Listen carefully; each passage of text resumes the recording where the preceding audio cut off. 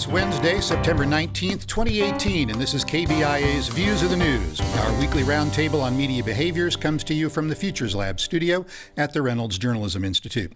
I'm Mike McKean, and here with me are Missouri School of Journalism colleagues Earnest Perry and Stacy Woelfel. Hello. On our program this week, CBS News fires the head of 60 Minutes, not because of sexual harassment, though he's accused of it, but because he threatened a reporter in a text message. The Me Too movement has impacted many aspects of journalism. For photojournalists, it may be their turn. A prominent researcher says news organizations need to do more to avoid being manipulated by extremists. The New York Times apologizes for an inaccurate story about America's UN ambassador, and a Weather Channel reporter is mocked for a windy performance during Hurricane Florence. But let's start with this week's bombshell from California professor Christine Blasey Ford.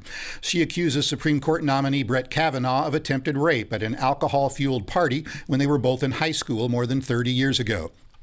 This is potentially the story of the year, and there's a lot to unpack, so let's get started. Reporters immediately drew comparisons to the Anita Hill, Clarence Thomas hearings from the early 90s.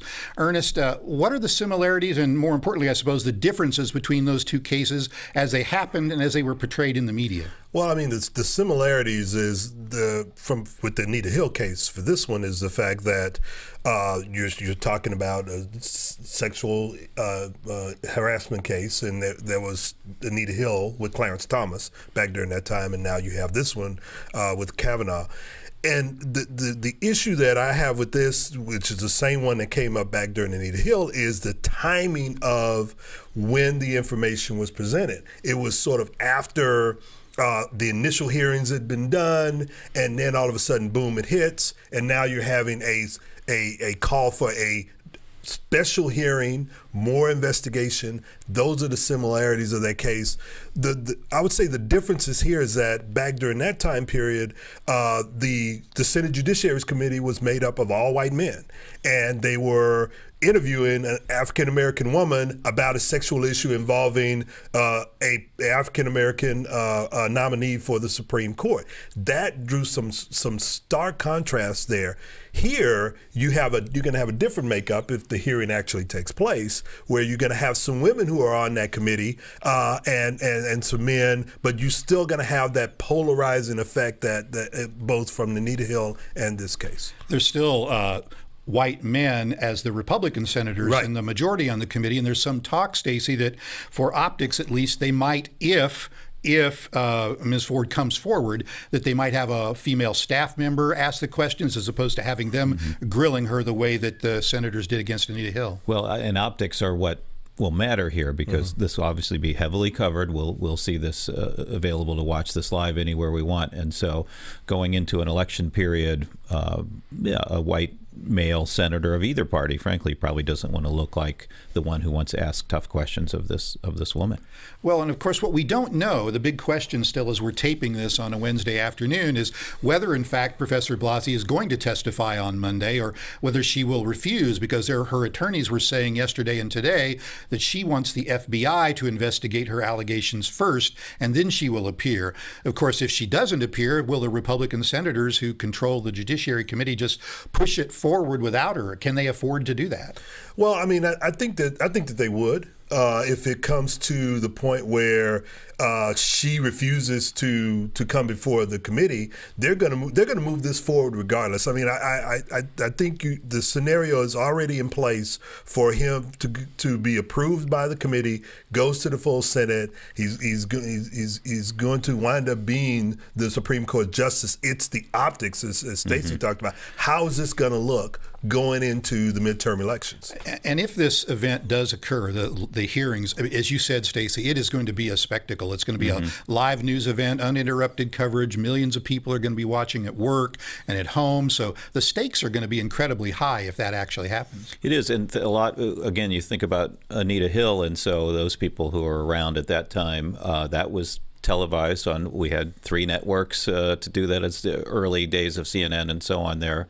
But now that will be reaching people in many, many ways. I think the networks will break in to cover that in their programming, but also will have that covered and commented on and twisted and shaped by social media and everything else that comes with it. I mean, I am really surprised, to be honest with you, at the level at which the congressional Republicans, including the Mitch McConnell and others, are very careful about how they're talking about this. And President Trump, too. President Trump, who's too. not usually careful, and it's been amazing how careful he is. Yeah, I mean, that's the part that has amazed me about this, is that they're trying to make sure that they aren't saying anything that sort of creates this aura of believability by either of Kavanaugh or Ford in this instance. Well, and I think any of the senators who will end up voting yes on his nomination when it reaches the full Senate are crafting statements now about how important it was to hear from her and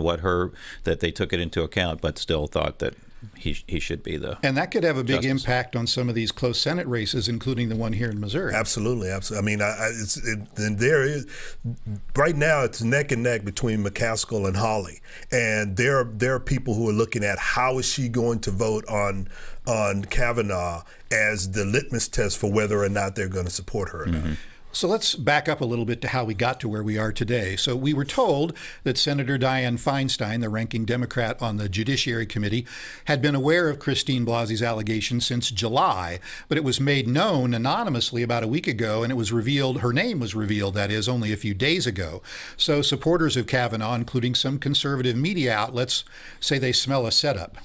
Well, I mean, and I think in this case, they're probably, I don't know about a setup, but they definitely waited until they exhausted everything else to go out to Kavanaugh, and then all of a sudden, boom, this pops up. So there's some credence to what they're saying about, hey, wait a minute, if you knew about this in July, why didn't you bring this up earlier? Why wasn't it investigated earlier when we did all the other investigations? Why are you waiting until But of course, she says, Stacey, she said that I didn't want to be outed because I feared exactly what's starting to happen to her, that she sent the letter to the senator but didn't want to have her name revealed. And it was only after reporters started sniffing around through some leak from somewhere that she decided she needed to control her own narrative. Which I think is smart. Yeah, it leaked somehow. We don't know whether it was Feinstein or somebody on her staff or somebody else, but once it was leaked and people were asking, then I would want to control my own narrative about it too. The other thing I was going to say is it's not a complete setup by the Democrats in that we know that there seems to be credible evidence that she told a counselor and her husband about this years ago, long before anybody would have thought Kavanaugh would be more than a federal judge. It also didn't take long for some outlets on the right to start smearing the accuser. So we had one claim that Kavanaugh's mother, who was a judge at the time, ruled against Blasey's parents in some sort of property foreclosure case, and it turned out she really didn't, that she was somehow tied to the Steele dossier against President Trump. She wasn't, that her students gave her poor ratings online when they'd actually gotten the wrong Professor Ford. So I guess we can expect probably more of the same. Oh, absolutely. I mean, there's going to be a smear campaign. I mean, there's smear campaigns on both sides. There's been a smear campaign on Kavanaugh since he was first announced by the president.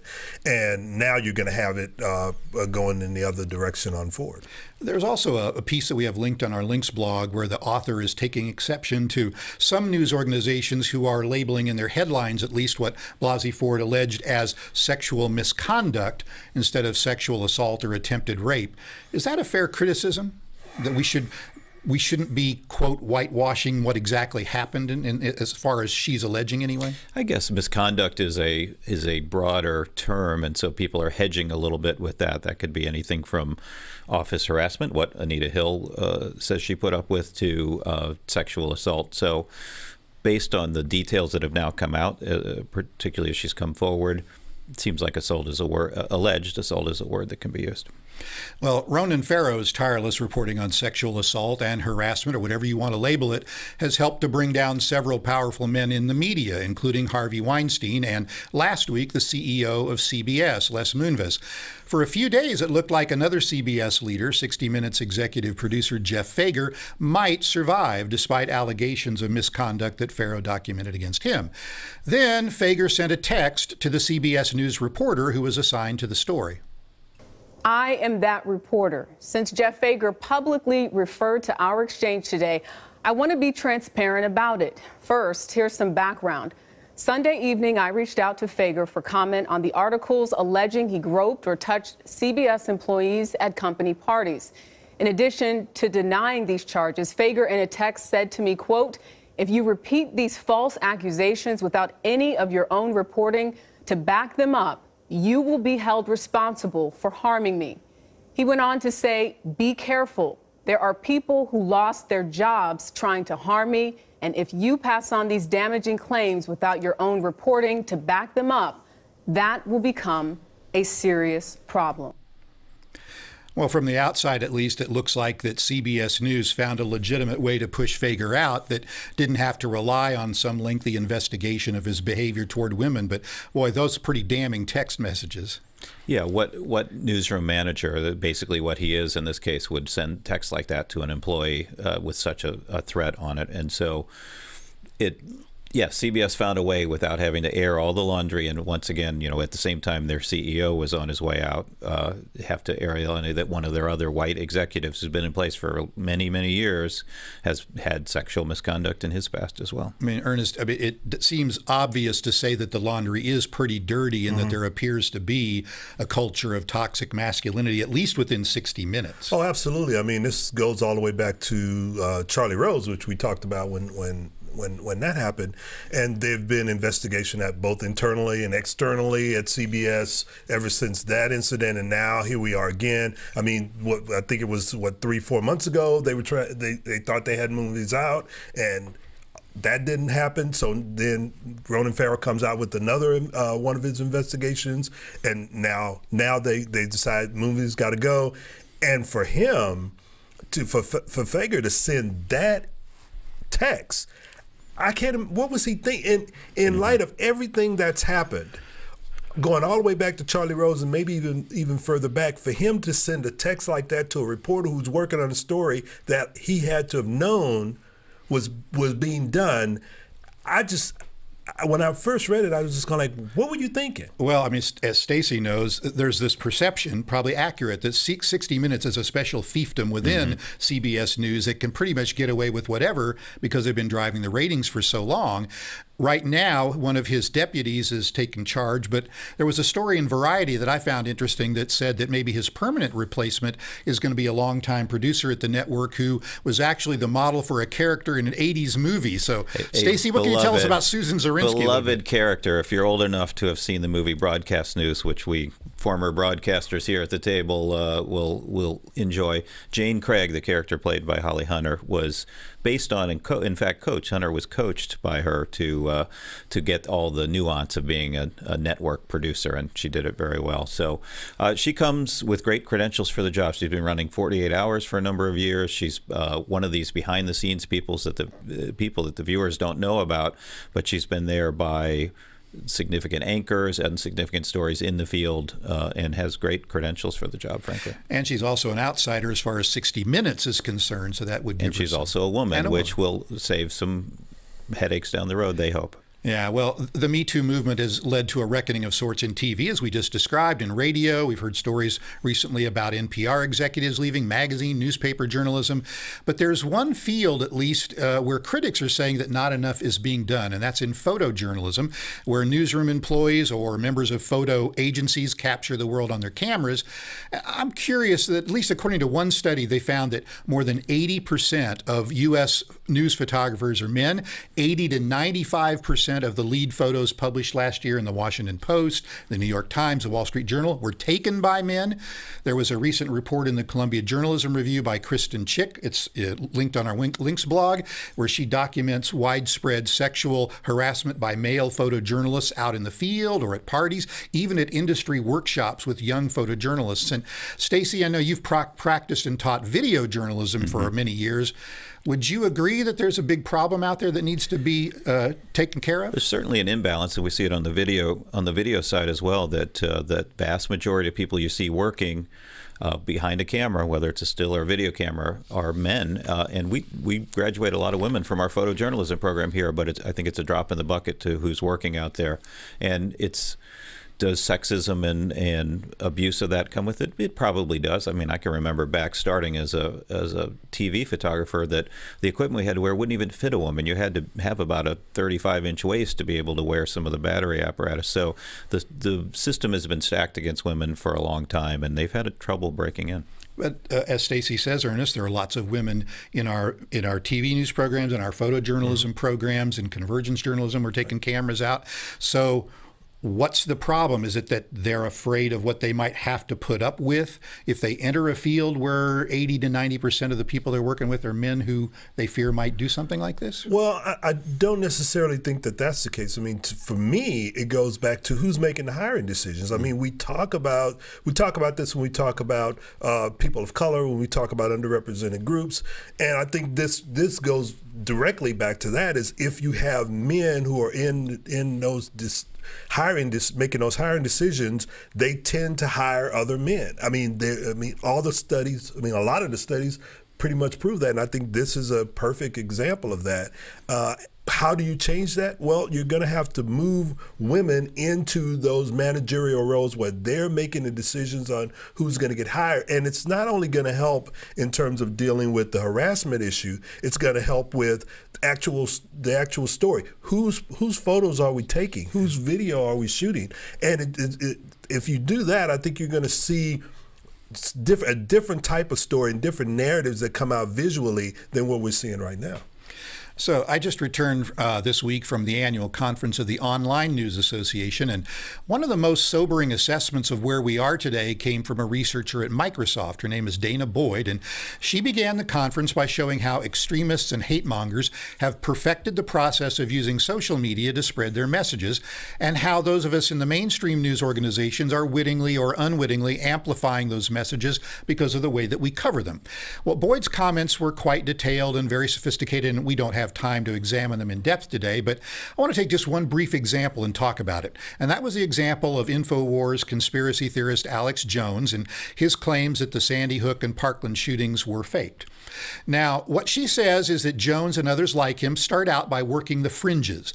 They get bloggers and ideological news sites to publish these claims, and then mainstream journalists who are out there monitoring those sites and monitoring other social media channels pick up on those conspiracies, and then we amplify them through the way that we tell those stories. And of course, we have much larger audiences, so then they get shared more and more. Then you get people like Alex Jones, who, according to Boyd at least, coins these clever search engine optimized phrases like crisis actors, and we as traditional news organizations publish those phrases, and that causes them to get pushed up in the rankings in Google and other search engines. More people discover them. We get this vicious cycle. Does that sound like a fair assessment to either of you? I think it's a fair assessment. I think she's definitely onto something. When, as you say, they operate in the fringes, and then you have the mainstream media that pulls it in. And usually when we're pulling their stories in, we're pulling their stories in mocking them, but we're still giving them a platform in which to actually, you're right, to amplify what they've been saying all along. And you give them, in some ways, you give them credence for some of the things that they're saying. I mean, I'll say if the viewers and listeners only have time to read one link, read this one that's on there this week. I think it's the most fascinating read of the week. And it goes back to that tough decision we have. I was talking about it with a class yesterday that after Charlottesville, some things like that, we could be accused. We were accused of giving platform for white supremacists. Vice News was both praised and criticized for putting a segment together where the reporter was walking along with them in the march. But, you know, as a journalist, ultimately, I'd rather know who's out there than not, and I'd rather go for more information than less. So I think the amplification of some of this is probably something that we can't avoid. Yeah, but that's really the problem. What do we do, Ernest? Because, I mean, it's one thing to say we ought to be aware of this process and how we're being manipulated, but well, we ought to let everybody be aware of it. Yeah, I mean, that's the thing. But do you cover the extremists or not cover them? No, do you use the phrases that they use and get them pushed up in the search engines? What do you do when it's newsworthy? I think that you do cover them. I think you cover them. I think you put them in the proper context, and you have to ask them, when you make this statement about crisis actor, what do you mean by crisis actor? Get them to explain it so that the public knows what this. And part of it is that we will take their jargon and we just put it out there without putting it in proper context and forcing them to explain what they mean by it. Yeah. Well, of course, we've been talking about false or misleading stories from extremists, but sometimes reputable news organizations are just as guilty. So here's a case in point from last Thursday. The New York Times published a story. The headline read, "Nikki Haley's view of New York is priceless. Her curtains, $52,701. The piece was about expensive motorized curtains that were installed in Haley's official New York residence. But Haley pointed out, buried deep in the story, that the curtains had been purchased during the Obama administration. She didn't have anything to do with that decision. Well, after significant criticism, the New York Times changed the headline and issued this editor's note. An earlier version of this article and headline created an unfair impression about who was responsible for the purchase in question. The article should not have focused on Ms. Haley, nor should a picture of her have been used." Well, I think we can all agree the Times blew it on that story. I just wonder if their transparency about that mistake was enough, or was the damage already done? People aren't going to be happy either way. I don't think there was any way for them to be transparent, any more transparent than this, and make it any better, because there's two fouls here. It was a badly written headline, and whoever decided that was the photo to go with it. They probably didn't have a photo of the curtains, I'm guessing, so they put her photo in there. But it's just, what can you say that's going to make people feel better about that, particularly opponents of the Times? So it probably did all that it was going to be able to do. I mean, I went back and read it, and the whole time I'm reading it, you're right. I mean, they blew it. They blew it by not pointing that out earlier. What was the point of the story? I mean, what were they really writing about? I mean, I read it again, and I'm still wondering, was this a story to begin with? If you're talking about the mismanagement of funds and setting up a place of residence for a government official, you could probably go all over Washington, D.C. and find that story. Why did you have to go to Nikki Haley's residence in New York? Well, I suspect, and this is what's the more disturbing aspect of this story to me. I mean, I give them kudos for admitting that they made a mistake, but it seems to me that the reason that this story got published at all was that the Times had this narrative about other members of the Trump administration who were spending lavishly while not doing their jobs. Ben Carson and his fancy China set, or Scott Pruitt and that fancy telephone soundproof booth or whatever. Well, now here's Nikki Haley, and she's got $57,000 curtains in her house, and that narrative just was too good for them to abandon. Well, you open yourself up for being, going on the witch hunt, as the president would say. Well, speaking of alleged journalistic missteps, and I use the word alleged in this case, how about this one from the Weather Channel's Mike Seidel while covering Hurricane Florence over the weekend? Picking it up here in Wilmington, North Carolina, right at the Intracoastal, and we're in one of these bands. This is about as nasty as it's been. We had some bands like this last night, and then the eye wall this morning. We were not on TV. It was the dark and raucous night at the hotel, and this wind gusting again over 60 miles an hour. Things blowing by, pieces of limbs. This is what we're seeing, a lot of shingles coming off. You see what happens when you throw it off. It just takes off like a projectile.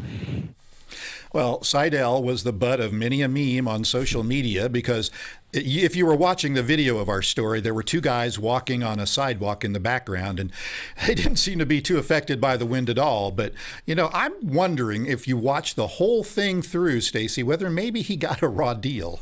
He might have gotten a raw deal. I have watched as much as I could find online, and we could see when he throws, again, if you're listening and not watching, he throws a shingle in the air, and it's whipped away pretty rapidly right there. So it's possible, we're playing it again here now, that there's a building blocking some of that wind back there. There is a big tree there. We can see when it goes wider. So there does appear to be different wind. I don't know if it needs quite that much bracing against the wind. The Weather Channel came out and said he'd been at it for 24 hours. He was tired. It was not a great excuse there. But he was standing on wet grass. And they he were on might the sidewalk. slip. Yeah, something like that. So I don't think it was a attempt to deceive the audience. I think it might have just gotten a little theatrical. What do you think, Ernest? Well, I'm going to agree with Stacy's last point. I think it was a bit theatrical, but he's been out there for a long time. I mean, the Weather Channel does a great job at covering catastrophic storms like this, and to sort of go after one of their top reporters who, if you go back and look at the body of work that he's done, he's in some dangerous situations. I don't think we should let this one incident define what he does and what the Weather Channel There's a more famous case that was particularly bad, and I think you had it in the blog, with the NBC reporter rowing the canoe where two people walk through in ankle-deep water. She's barely able to move the canoe, and so that was certainly staged right there. But Anderson Cooper, of course, is defending himself this week because Donald Trump Jr. Tweeted out a picture of him mostly submerged, and we can see a cameraman who's only about calf deep in the water and saying, look, he's trying to make it look bad, and it wasn't even the right hurricane. So Anderson Cooper was able to defend himself and say, that's a 12-year-old picture that you've published there, and it was a different story. It does make me wonder, though, whether we ever learn our lessons, because going back to that NBC News piece, I was on the Today Show, what a simpler time then, right? And here's Michelle Kosinski, a relatively new reporter for the network, as I remember at the time, and it's in New Jersey. They just had big floods, and water's pouring down the street, and so somebody, the reporter, a producer, somebody decided to put her in a canoe. And she's paddling, right? And it looks like, oh, the water is really deep. And these guys come walking by, and it's not even up to the top of their boots. Right.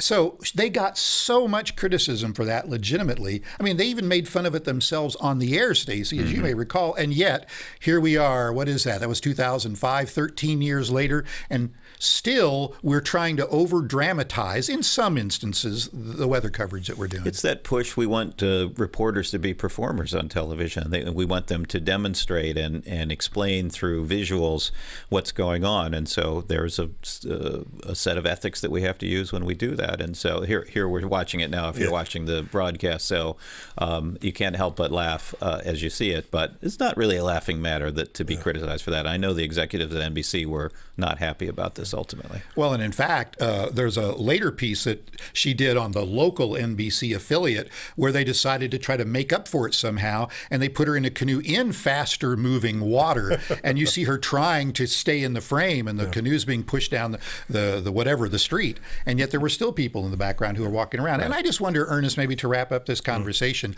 are some of these heroic journalists in the face of the storm just such cliches now that they don't have the impact that they might want to have? I think we're there. I think we're there where they are cliches. I would tell you what I was really more fascinated about in the coverage was the use of drones. And I think if you can do some of that and get away from the other, that's going to help a lot in changing the way in which reporters are perceived. All right. Well, we covered a lot of ground today, but that's going to do it for this week. So thank you for spending the last half hour with us. You can read more about the topics we talked about today on our links blog. You can find it under the Programs tab at KBIA.org. You can like us on Facebook, follow us on Twitter. Our handle is @views on KBIA. These are all great ways for you to watch and listen to our program again. Leave us comments or questions if you like, and see what we're previewing for next week, and more than that as well. So thanks to RJI's Travis McMillan for directing today's episode, to KBIA's Aaron Hay for handling the audio, Ellie Fitzgerald is our social media producer, and Tim Pilcher composed our original theme music. I'm Mike McKean. Be sure to join Amy Simons, Earnest Perry, and me next week for another edition of KBIA's Views of the News.